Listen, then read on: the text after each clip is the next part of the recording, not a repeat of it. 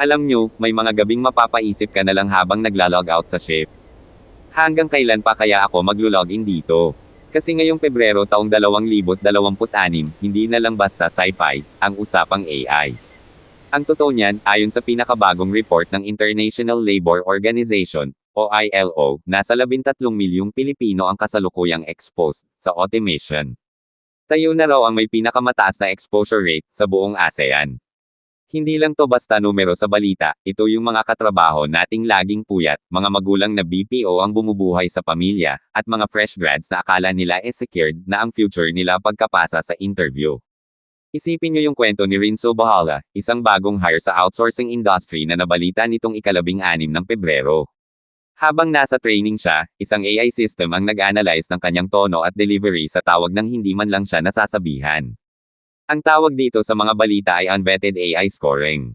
Ibig sabihin, imbes na tao ang mag-check kung maayos ang trabaho mo, isang algorithm na lang ang magsasabi kung pasado ka o hindi.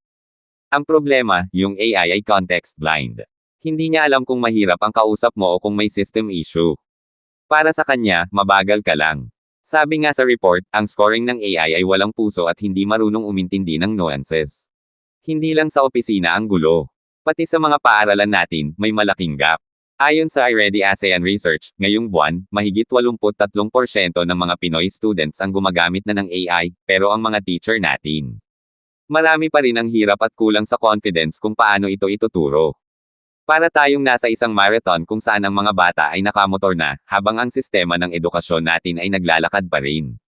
Ang tanong tuloy ng marami, sulit pa ba ang 4 na taon na degree kung ang mga basic skills ay kaya nang gawin ng AI sa loob ng 5 segundo? Kahit ang gobyerno natin, ramdam ang kaba. Noong kalagitnaan ng Enero, pansamantalang binan, o ni-restrict ang AI tool na Grok dito sa Pinas dahil sa takot sa deepfakes at maling impormasyon. Sinusubukan nating humabol gamit ang Republic Act 11,927 o Philippine Digital Workforce Competitiveness Act, pero ang tanong ng mga manggagawa, sapat ba ang batas kung ang kumpanya mas pipiliin ang murang software kaysa sa tao? Sinasabi nilang magiging global intelligence hub na raw tayo at ang mga dating agent ay magiging AI pilots na. Maganda pakinggan, di ba? Pero paano yung mga hindi marunong mag-pilot? Yung mga 20 anyos na ang serbisyo pero biglang sasabihan na obsolete na sila. Nakakalungkot isipin na yung discard at malasakit nating mga Pinoy na siyang dahilan kung bakit tayo naging number 1 sa mundo, biglang tinitignan na lang ngayon bilang isang variable sa computer. Kayo ba, nararamdaman nyo na rin ba ang lamig ng AI sa paligid nyo? O baka naman yung account nyo, unti-unti nang nilalangaw dahil kinuha na ng automation. Mag-usap tayo sa comments. Ikwento nyo yung risibo nyo o yung takot nyo.